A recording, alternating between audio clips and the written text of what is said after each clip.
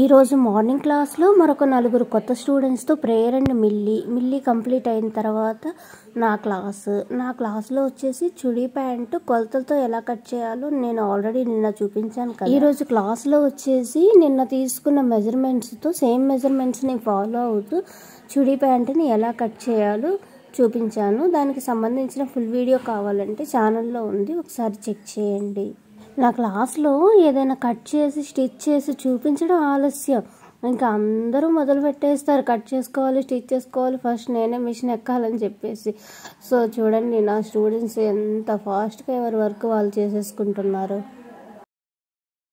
ఇలా ఫోల్డ్ చేస్తే 4 పార్ట్స్ అవుతుంది, ఓపెన్ చేస్తే 2 పార్ట్స్ అవుతుంది. నిన్నటి క్లాస్లో ఏం చేసాం, క్లాత్ లేదు కాబట్టి 4 పార్ట్స్గా తీసుకొని జాయింట్లు వేసుకున్నాం. ఈరోజు మనకు క్లాత్ ఉంది కాబట్టి 2 పార్ట్స్ని తీసుకొని దీంట్లో రాంగ్ సైడ్ ఏదో రైట్ సైడ్ ఏదో చూసుకొని జాయింట్ వేసుకోండి.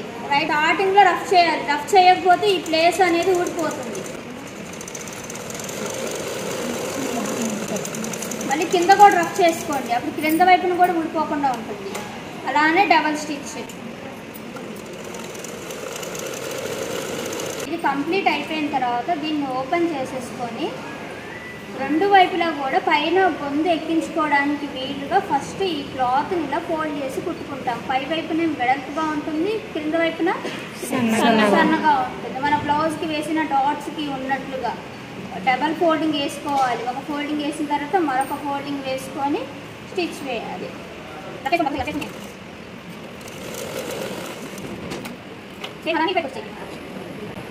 ఇటువైపుకి వచ్చినప్పుడు నాకు క్రింద వైపు నుంచి కుట్టడానికి వీలవుతుంది, అందుకని కింద ఫోల్డ్ చేస్తున్నాను. ఇటేమో పైనుంచి కుట్టడానికి వీలవుతుంది కాబట్టి పైనుంచి ఫోల్డ్ చేస్తున్నాను.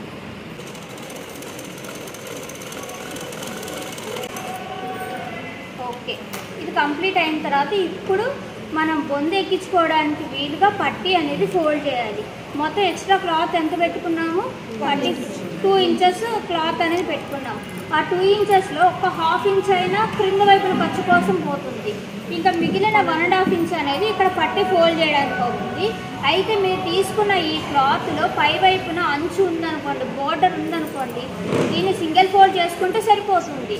ఒకవేళ మీకు తీసుకున్న క్లాత్లో పైన బోర్డర్ లేకపోతే మాత్రమే డబల్ ఫోల్డ్ వేసుకుంటాం. బోర్డర్ ఉన్నదానికి అవసరం లేదు. ఇక్కడ నాకు బోర్డర్ ఉంది కాబట్టి జస్ట్ సింగిల్ ఫోల్డ్ వేసేస్తున్నాను.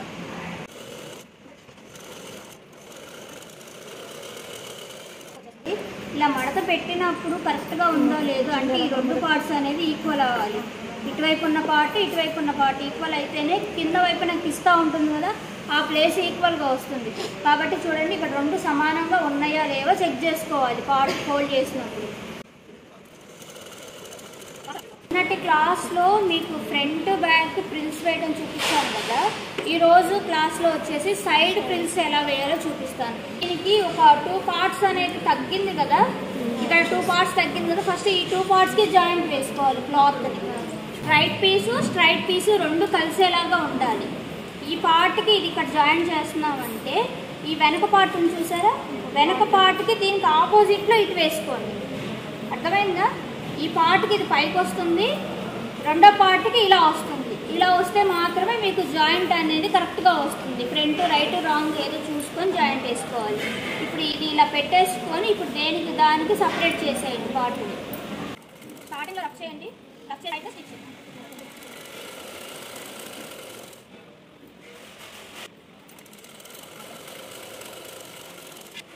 ఎప్పుడైనా ఒక క్లాత్ని జాయిన్ చేస్తున్నామంటే లోపల వైపు ఒక స్టిచ్ వేసాం కదా, తర్వాత బయట వైపు కూడా ఇంకొక స్టిచ్ వేసుకుంటే ఈ క్లాత్ అనేది నీట్గా ఉంటుంది.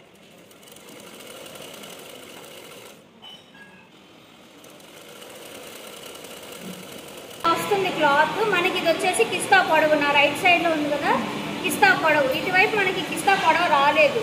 దీన్ని ఇప్పుడు సెంటర్లోకి ఫోల్డ్ చేసుకొని ఒకవైపు ఆల్రెడీ కిస్తా పొడవు అదంతా కరెక్ట్గా వచ్చింది కదా, సెంటర్లోకి ఫోల్డ్ చేసుకొని దాని ప్రకారం రెండో వైపు దానికి కట్ చేసుకుంటాము.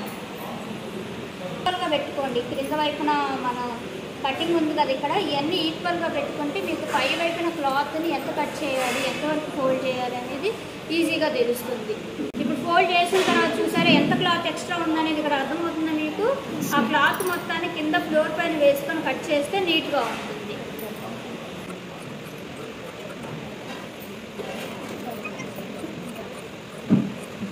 అయితే దేనికైనా సపరేట్ చేసుకోవాల్సిన అవసరం లేదు. మీరు రెండు జాయింట్లు వేసుకున్న తర్వాత రెండు పార్ట్స్ని ఒకదాని మీద ఒకటి పెట్టేసుకొని కట్ చేసుకున్నారనుకోండి, రెండు ఒకేసారి కట్ అయిపోతాయి. కావాల్సిన క్లాత్ని జాయింట్ వేసుకున్న తర్వాత ఇప్పుడు రెండు కాళ్ళని అంటే కిస్తా లెంత్ ఉంటుంది కదా, ఈ కిస్తా లెంత్ వైపు ముందు రెండు కాళ్ళని కలిపేసేయాలి. కంపల్సరీగా ఏది వేసినా డబల్ స్టిచ్ అనేది వేసుకోవాలి. ఈ క్లాత్ ఈ ప్యాంట్ 2 పార్ట్స్, అలానే దీన్ని కూడా నడుము పట్టిని కూడా 2 పార్ట్స్గా వేసుకోండి. ఇట్లా 2 పార్ట్స్గా ఈ లాస్ట్ నుంచి ఇక్కడ లాస్ట్ నుంచి ఇట్లా లాస్ట్ వరకు 2 పార్ట్స్గా వేసుకుంటే ఇంకా ఎక్స్ట్రా మనకి ఎంత ఈ క్లాత్ అనేది మిగిలింది. ఈ క్లాత్ని ప్రిల్స్గా పెట్టుకుంటాము. ఇప్పుడు మీకు సైడ్ ప్రిల్స్గా రావాలి అనుకుంటే ఈ ఒక్క పార్ట్ జాయింట్ అవ్వాలి, ఇంకొక పార్ట్లో ఇంకొక పార్ట్ అనేది జాయింట్ అవ్వాలి కదా. ఫస్ట్ మీరు చేయాల్సింది స్టార్టింగ్ నుంచి స్టార్ట్ చేసుకోండి. నిన్నటి క్లాస్లో చేంజ్ చేసాము, ఇక్కడ కొంచెం ప్రిల్స్ పెట్టుకున్నాము, అలానే ఈ బ్యాక్ పార్ట్కి స్టిచ్కి అటువైపు ఇటువైపు కొంచెం ప్రిల్స్, అలానే మళ్ళీ ఈ ఎండింగ్లో కొన్ని ప్రిల్స్ పెట్టుకున్నాం. ఇలా పెట్టుకోవడం వల్ల మనకి ఫ్రంట్ బ్యాక్ ప్రిల్స్ అనేది వచ్చేస్తున్నాయి. కానీ ఇప్పుడు మీరు పెట్టుకుందాం అనుకుంటుంది సైడ్ అన్నప్పుడు ఫస్ట్ ఈ పార్ట్ ఎలా వస్తుందో మీరు చూసుకోండి. ఇది బ్యాక్ సైడ్కి వస్తుందంటే ఇందులో దీన్ని ఒక హాఫ్కి ఫోల్డ్ చేయాలి, దీన్ని ఒక హాఫ్కి ఫోల్డ్ చేయాలి. ఇలా ఫోల్డ్ చేస్తే మనకి ఇది ఫ్రంట్ బ్యాక్ అవుతుంది. ఇలా ఫ్రంట్ బ్యాక్లో సైడ్ ఎటువైపు వస్తుంది మనకి అంటే ఇటువైపు కదా సైడ్ అనేది, ఇటొక సైడ్. మీరు పిలిచి పెట్టుకోవాలనుకున్నప్పుడు ముందు ఈ సైడ్ పార్ట్కి ఒక మార్కింగ్ చేసుకోండి. ఇలా రెండు వైపులా ఇది సైడ్ అనేది మీకు తెలియడానికి ఒక మార్కింగ్ చేసుకోండి. ఇటు ఒక మార్కింగ్, అలానే ఇటువైపు ఒక మార్కింగ్.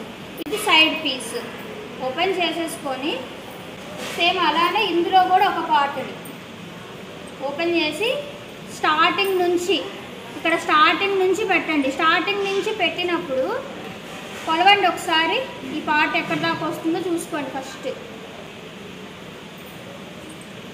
స్టిచ్ ఇక్కడ వరకు ఉంది, ఇది బ్యాక్ సైడ్కి వచ్చే స్టిచ్, ఇది ఎక్కడ వరకు ఉందో చూసుకోండి.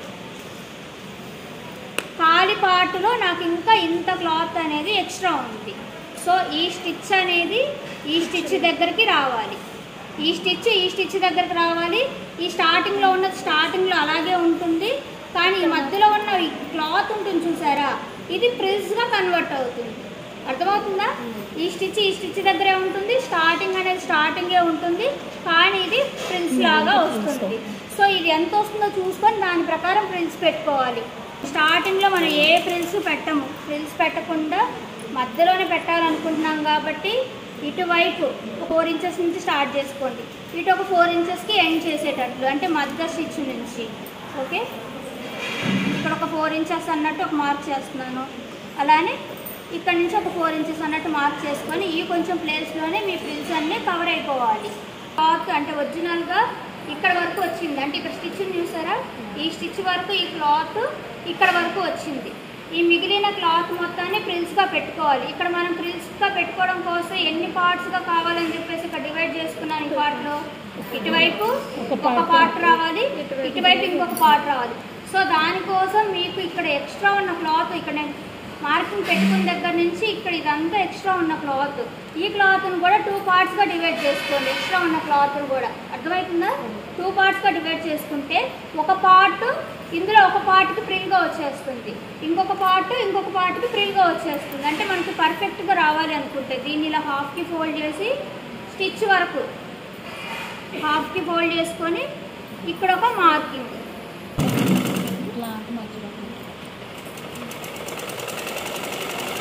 స్టిచ్ వేసుకుంటూ రండి. మీరు పెట్టుకున్న మార్కింగ్ వరకు స్ట్రైట్గానే స్టిచ్ వేయాలి. వచ్చి మీకు ఎక్కడి నుంచి అయితే ప్రిల్స్ రావాలి అనుకుంటున్నారో ఆ ప్లేస్ నుంచి ప్రిల్స్ స్టార్ట్ చేసుకోండి. 1/2 ఇంచ్ వెడల్పు కానీ లేదా 1/4 ఇంచ్ వెడల్పుతో కానీ ప్రిల్స్ స్టార్ట్ చేసుకోండి. ప్రిల్స్ పెట్టండి. ఇలా ప్రిల్స్ పెడుతూ ఉన్నప్పుడు ఇక్కడ మధ్యకి రావాలని ఒక మార్కింగ్ లైన్ గీసుకున్నాం కదా, ఆ లైన్ వరకు ఇక్కడ ఈ మార్కింగ్ ఈ స్టిచ్ వరకు వచ్చేటట్లు చూసుకోవాలి. అర్థమవుతుందా? ఈ మార్కింగ్ అంటే ఇది ఫస్ట్ ప్రిల్ వరకు, అంటే ఫస్ట్ పార్ట్ వరకు ఇక్కడికి రావాలి అనేది. ఈ స్టిచ్ వరకు ఈ మార్కింగ్ వచ్చిందా లేదా చూసుకొని అంతవరకు ప్రిల్స్ పెట్టుకోవాలి. అలా ప్రిల్స్ పెట్టుకున్నప్పుడు ఒక పార్ట్ అంతా కంప్లీట్ అవుతుంది. తర్వాత నెక్స్ట్ పార్ట్కి ఈ మిగిలిన క్లాత్ని నెక్స్ట్ పార్ట్కి ఇంకొక హాఫ్కి పెడతాం మిగిలిన దాన్ని.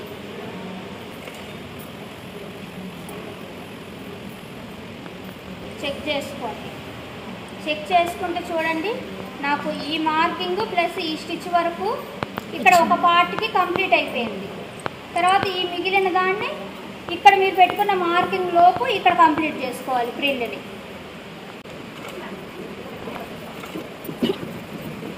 మళ్ళీ ఒకసారి చెక్ చేయండి ఈ స్టిచ్ వరకు ఈ స్టిచ్ వచ్చిందా లేదా. రాలేదు కాబట్టి ఇంకా ప్రిల్స్ పెట్టి చూడండి ఈ స్టిచ్ వరకు ఈ స్టిచ్ వచ్చేసిందా, ఇలా వచ్చేలాగా పెట్టుకోవాలి. అర్థమైందా ఇది?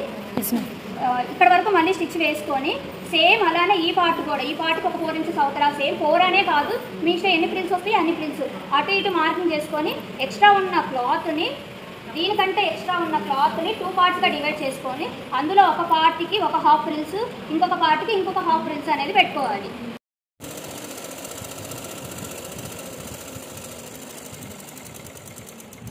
ఒకసారి చూడండి ఎట్లా వచ్చిందో ప్యాంటు. సైడ్ స్టిచెస్ వచ్చినాయా, నిన్నటి దానికేమో స్టార్టింగ్ ఉంది, మధ్యలో ఉంది, ఎండింగ్లో ఉంది. కానీ ఇప్పుడు మాత్రం ఓన్లీ సైడ్స్కి మాత్రమే వచ్చినాయి. ఇది ఇప్పుడు ఈ 2 కిస్తాలను కలుపుతూ పైనుంచి స్టిచ్ వేసుకోవాలి. ఒక 2 ఇంచెస్ గ్యాప్ వదిలేసుకొని రఫ్ చేసుకొని స్టిచ్ చేసుకోవాలి.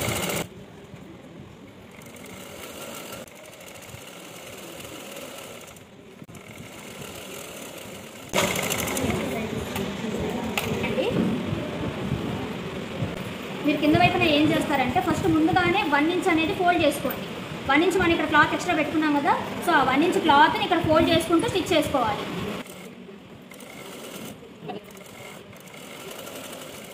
ఇది చుడీ ప్యాంటు టైట్ ప్యాంట్. అలాంటప్పుడు మనకి ఎక్కాలి అనుకున్నప్పుడు కొంచెం ఆ క్లాత్ అనేది కొంచెం సాగినట్లుగా అంటే అలా కటింగ్ చేసుకుంటేనే మనకి ఎక్కుతుంది. ఫోల్డింగ్ కూడా ట్రయాంగిల్ వేసుకున్నాం.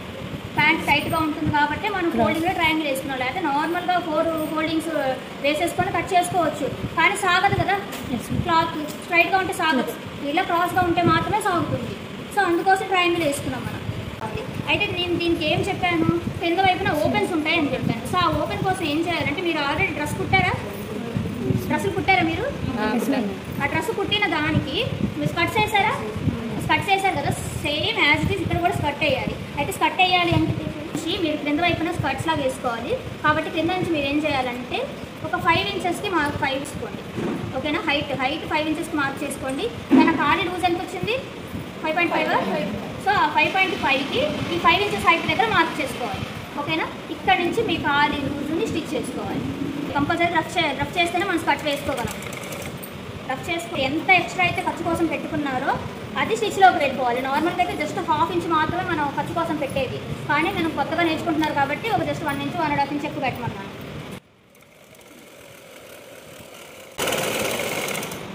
వచ్చేసరికి మనకి టైట్ ఫిట్టింగ్ ఏం అవసరం లేదు కదా కిస్తా దగ్గర.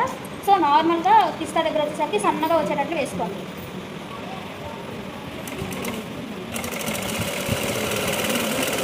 కిస్తాలు ఒక ప్లేస్కి వచ్చినాయో లేవో చూసుకోవాలి. అలా వస్తేనే కరెక్ట్గా వస్తుంది. ఇక్కడ ఇంకొకటి మీరు చేస్తుంది ఏంటి, ఇలా వచ్చేసి నీడిల్ ఇక్కడ నుంచి మళ్ళీ ఇలా తిప్పుతున్నారు. అలా తిప్పొద్దు. ఇక్కడ కర్వ్ షేప్ అనేది తిరగాలి. అంటే యూ షేప్ లాగా, లైట్ యూ షేప్ లాగా తిరగాలి. అలా తిరిగితేనే షేప్ కరెక్ట్గా వస్తుంది. ఇక్కడ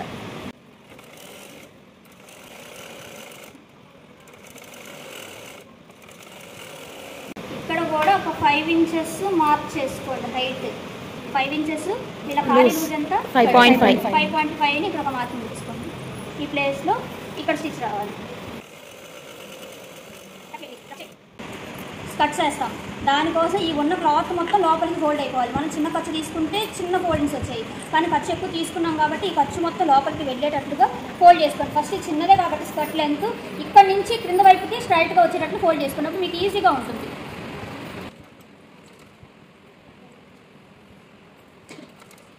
బ్యాక్ సైడ్న క్లాత్ అనేది ఉండకూడదు. క్లాత్ లేకుండా ఎటువైపు క్లాత్ అటువైపుకి వచ్చేటట్టు చూసుకొని ఫోల్డ్ చేసుకోవాలి. రెండో స్టిచ్ వేయాల్సిన అవసరం లేదు. డ్రెస్కి 2 స్టిచెస్ వేసుకున్నాం కదా, ఈ షేప్లో ఒకటి, స్క్వేర్ షేప్లో ఒకటి. కానీ దీనికి అవసరం లేదు. కింద వైపున క్లాత్ లేకుండా చూసుకోండి.